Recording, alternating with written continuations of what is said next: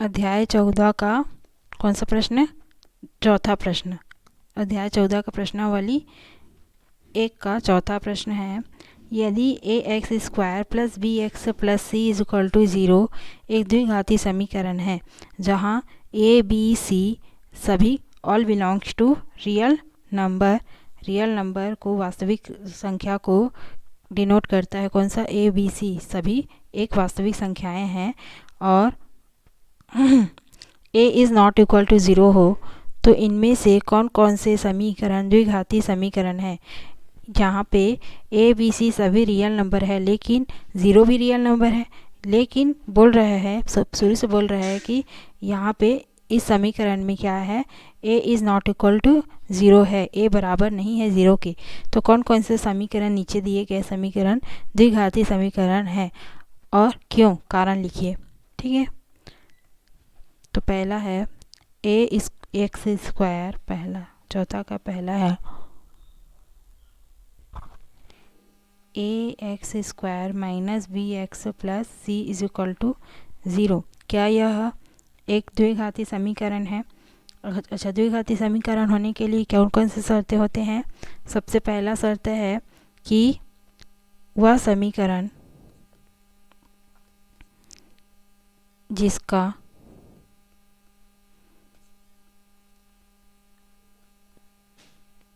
अधिकतम घात 2 हो।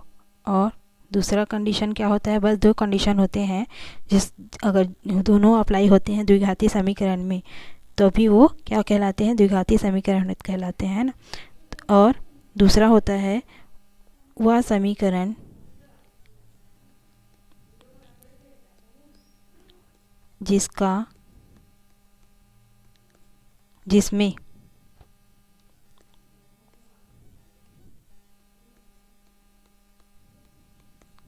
जिसमें a is not equal to 0 हो। ये दोनों कंडीशन अगर किसी इक्वेशन में अप्लाई होता है तभी वह इक्वेशन द्विघाती समीकरण कहलाता है। तो यहाँ पे इस समीकरण का अधिकतम घात भी 2 है और यहाँ पे इस समीकरण में a 0 के बराबर नहीं है, इसलिए हम कह सकते हैं कि यह एक क्या है? द्विघाती समीकरण है। समीकरण में दिए गए समीकरण में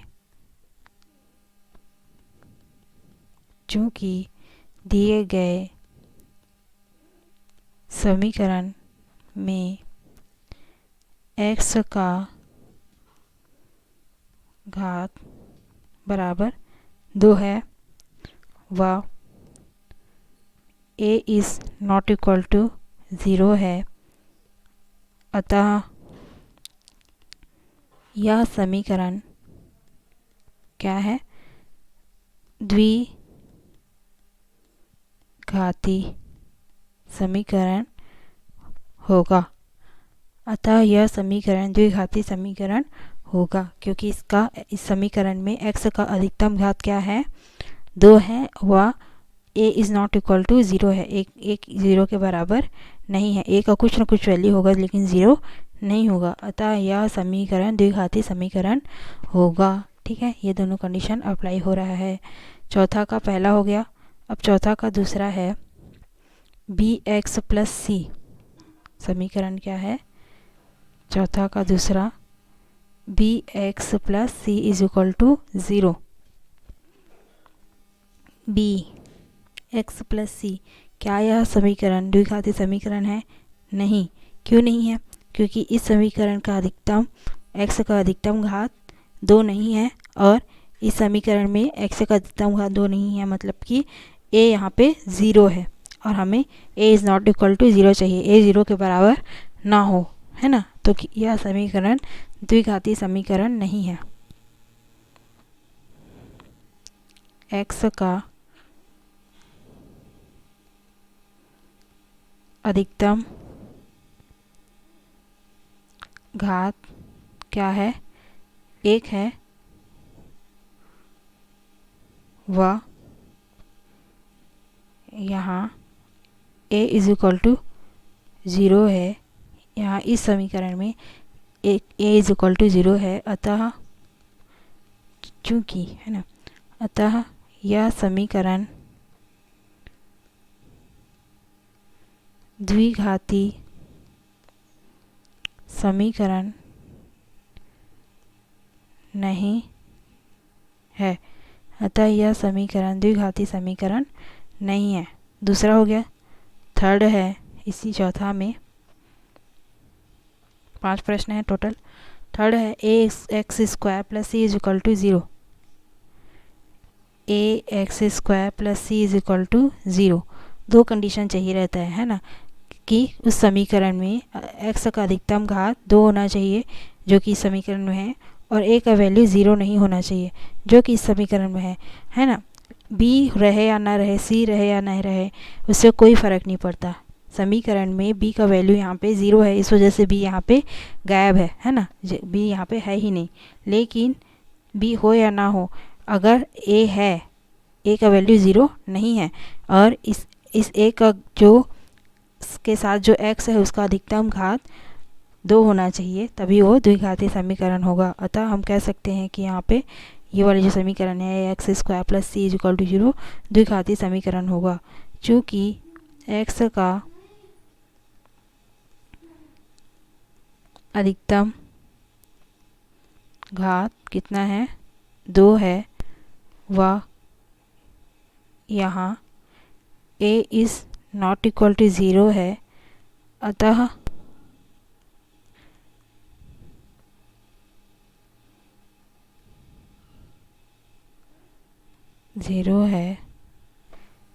अतः यह समीकरण द्विघाती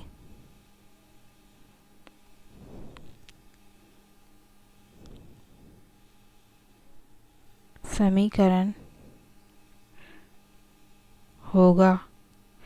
अतः यह समीकरण द्विघाती समीकरण होगा, ए एक्स स्क्वायर प्लस सी। ठीक है, थर्ड हो गया। उसके बाद फोर्थ समीकरण है a x square is equal to 0।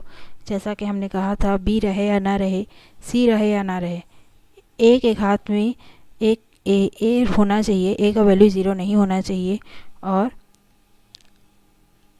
ए के साथ में जो x है उसका अधिकतम घात 2 होना चाहिए, तब वो द्विघाती समीकरण होगा।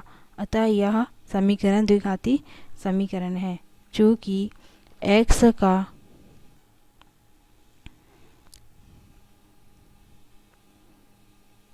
अधिकतम घात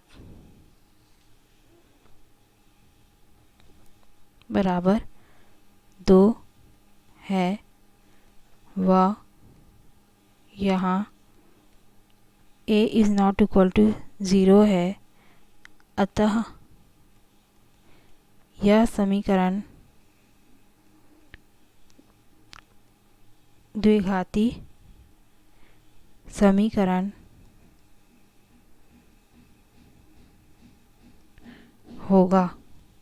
ठीक, अतः यह समीकरण द्विघाती समीकरण क्वाड्रिक इक्वेशन होगा, क्यों ई। ठीक है, क्वाड्रिक इक्वेशन। फोर्थ का लास्ट क्वेश्चन है,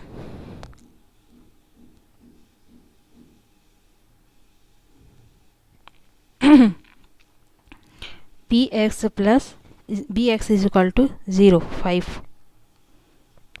चौथा का 5वां, b x is equal to 0। अब यहाँ पे ए भी ए है ही नहीं, है ना, मतलब कि a का वैल्यू 0 होगा, इस वजह से a है ही नहीं। अब a नहीं है तो x भी नहीं है, इसके साथ वाला x जिसका घात 2 होता है ना। अतः यह समीकरण द्विघाती समीकरण नहीं होगा, क्योंकि a वेरिएंट यहाँ पे है ही नहीं, और a के साथ जो x स्क्वायर होता है वो भी नहीं है, चूँकि यहाँ x का अधिकतम घात क्या है, 1 है।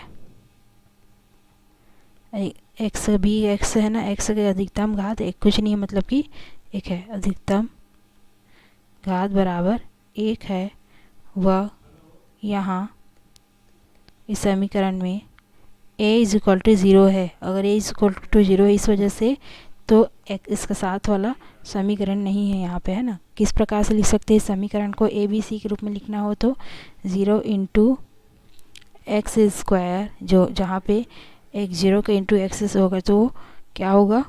0 ही हो जाएगा, तो लिखेंगे नहीं। B x plus 0 into c is equal to 0, sorry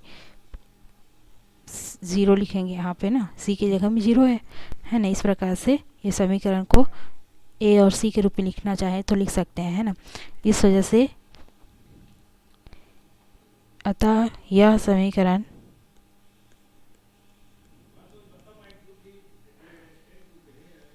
द्विघाती समीकरण नहीं, अतः यह समीकरण द्विघाती समीकरण नहीं है, क्योंकि यहाँ पे ए का वैल्यू 0 है और इसका अधिकतम घात 1 है।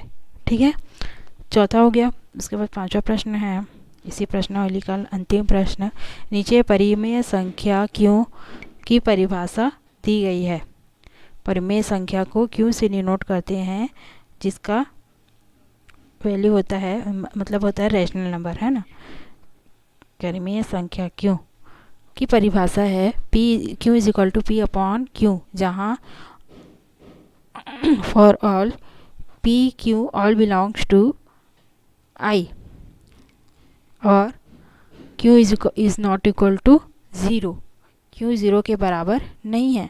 तो पहला प्रश्न है परिमेय संख्या की परिभाषा शब्दों में लिखिए। ठीक है, इसमें पांचवा में भी 1 2 कितने क्वेश्चन दिए हुए हैं? 1 2 3 4 5, है ना। जैसे हमने अभी तक एक एक क्वेश्चन के अंदर 3 3 4 4 5 5 क्वेश्चनों को बनाया है, उसी प्रकार से पांचवा में भी 5 क्वेश्चन दिए गए हैं। ठीक है, इसको नेक्स्ट वीडियो में बनाएंगे।